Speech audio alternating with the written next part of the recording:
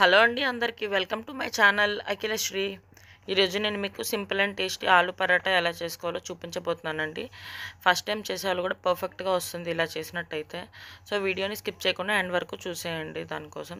So ముందుగా ఆలు పరాటా కోసం ఆలూస్ అనేవి బాయిల్ చేసుకోవాలండి. దానికోసం నేను ఇక్కడ నావి పెద్ద పెద్ద ఆలూస్ కాబట్టి మధ్యలో కట్ చేస్తున్నాను.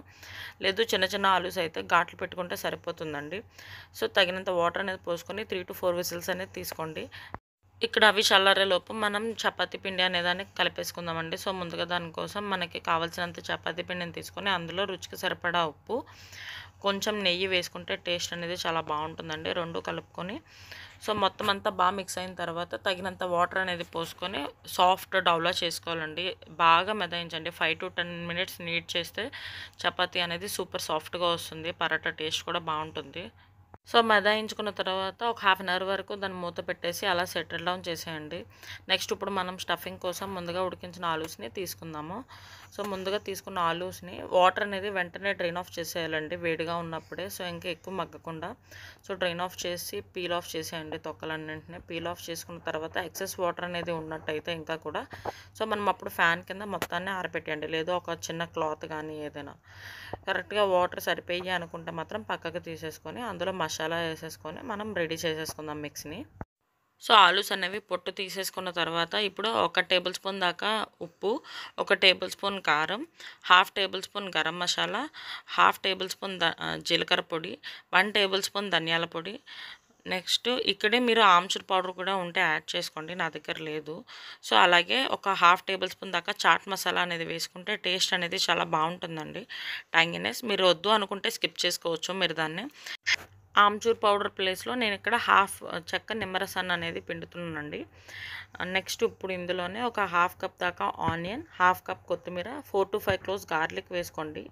గార్లిక్ అనేది ఇష్టం ఉన్న వాళ్ళు వేసుకోండి, లేదంటే లేదు. సో యూనిఫామ్గా మొత్తం అంతటిని మిక్స్ చేసాక మనకి టేస్ట్ చూసుకుంటే ఎలా ఉండాలి అంటే కొంచెం స్పైస్గా ఉండాలి అండి. స్పైస్గా ఉండడం వల్ల మనం చపాతీలోకి పెట్టుకున్న తర్వాత అది కరెక్ట్గా సరిపోతుంది. నెక్స్ట్ ఇందులోనే ఒక చిటికెడు పసుపు కూడా వేసుకోండి కలర్ కోసమే.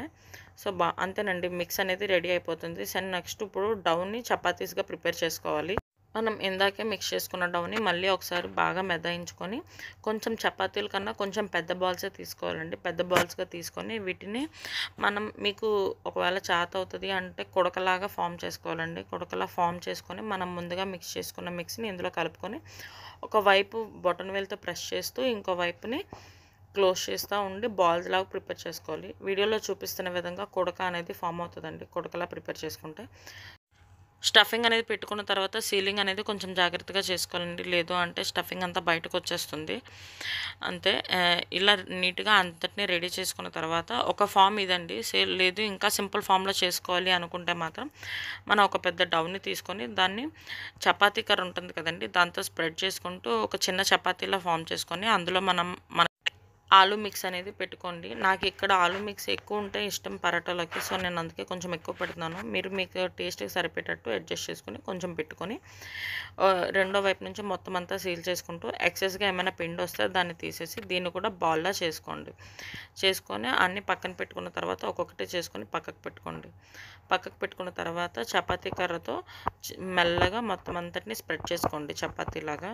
సో మధ్య మధ్యలో బయటకు వచ్చేస్తుంది నాకు, ఎందుకంటే నేను ఇక్కడ స్టఫింగ్ ఎక్కువ పెట్టాను కాబట్టి. సో మీకు అలా వద్దు అనుకుంటే స్టఫింగ్ తగ్గించుకోవాలండి స్టఫింగ్ చేసుకున్నప్పుడే. సో మొత్తం అలా అన్ని ఆలు పరాటాస్ చేసుకున్న తర్వాత మనం పెనాన్ని కొంచెం హీట్ చేసుకొని ఒక్కొక్కటిగా నెయ్యి వేసుకొని కాల్చుకోవాలండి. ఒకవైపు కాలిన తర్వాత ఇంకోవైపు కూడా కాల్చుకొని యూనిఫామ్గా కాలేంతవరకు మొత్తం అన్నింటినీ కాల్చుకొని ఒకదాని తర్వాత ఒకటి సర్వ్ చేసుకోవడమే వేడివేడిగా. దీనికి సైడ్ డిష్గా ఏం సర్వ్ చేసుకోవచ్చు అంటే పుదీనా chutney or onion raita or పెరుగు. ఓన్లీ పెరుగు అయినా కూడా టేస్ట్ చాలా బాగుంటుందండి. మీరు మీ సైడ్ డిష్కి మీకు ఎలా నచ్చితే అలా చేసుకోవచ్చు. అలా అన్ని పరాటాస్ని కాల్చేసుకొని సర్వ్ చేసుకోండి. సో నేను ఇక్కడ ఆనియన్ పెరుగు చట్నీ అనేది చేసుకున్నాను. ఏం లేదు, సింపుల్గా మనం ఆనియన్ రైతా ఎలా చేసుకుంటామో అలానేనండి, ఇంకా వేరే ఏం లేదు. పెరుగులోని చిన్న ముక్కలుగా ఆనియన్స్ కట్ చేసుకొని కొంచెం సాల్ట్ వేసుకొని కలుపుకొని సర్వ్ చేసుకోవడమే. ఇలా బాగుంటుంది. లేదు ఇంకా ఈసారి ఎప్పుడైనా మింట్ చట్నీ కూడా చూపిస్తాను. ఐ హోప్ మీకు ఈ వీడియో నచ్చిందని అనుకుంటున్నాను. మీకు కనుక వీడియో నచ్చితే లైక్ చేయండి అండ్ మీ ఫ్రెండ్స్ అండ్ ఫ్యామిలీ మెంబర్స్కి షేర్ చేయండి. Thanks for watching the video. Bye bye.